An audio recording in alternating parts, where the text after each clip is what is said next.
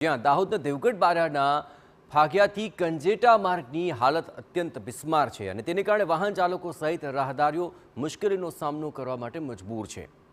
ગુજરાતના પ્રસિદ્ધ રતનમહાલ અભયારણ્યને જોડતા આ માર્ગ પર એક બે નહીં પરંતુ હજારો ખાડાઓ પડી ચૂક્યા છે।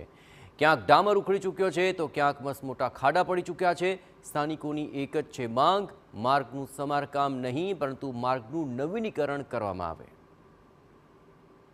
આપણે ફાંગિયા ચોકડીથી છેક રતનમહાલ જઈએ જે કંજેટા રસ્તો છે તે બહુ જ ખરાબ છે અને ખાડા બહુ પડી ગયા છે, જેથી લોકોને અવર જવરમાં બહુ તકલીફ થાય છે અને અવારનવાર અકસ્માતો થાય છે। તો વહેલા તકી રસ્તો બને એવી અમારી માંગ છે।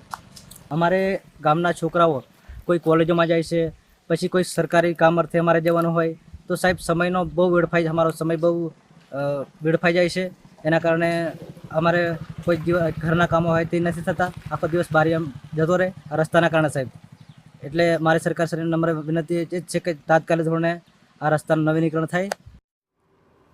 સ્થાનિકોનું કહેવું છે કે આ માર્ગની ખરાબ સ્થિતિને કારણે એમ્બ્યુલન્સને પણ ગામ સુધી પહોંચાડવામાં મુશ્કેલી વેઠવી પડે છે અને વિદ્યાર્થીઓને શાળાએ જવામાં મુશ્કેલી પડતી હોય છે। અનેક અકસ્માતો આ રસ્તા પર થઈ ચૂક્યા છે, છતાં તંત્ર દ્વારા રસ્તો કેમ નવો બનાવવામાં નથી આવી રહ્યો તે એક મોટો પ્રશ્ન છે। સ્થાનિકો દ્વારા રસ્તા અંગે વહેલી તકે યોગ્ય પગલાં લેવાય તેવી માંગ કરાઈ રહી છે।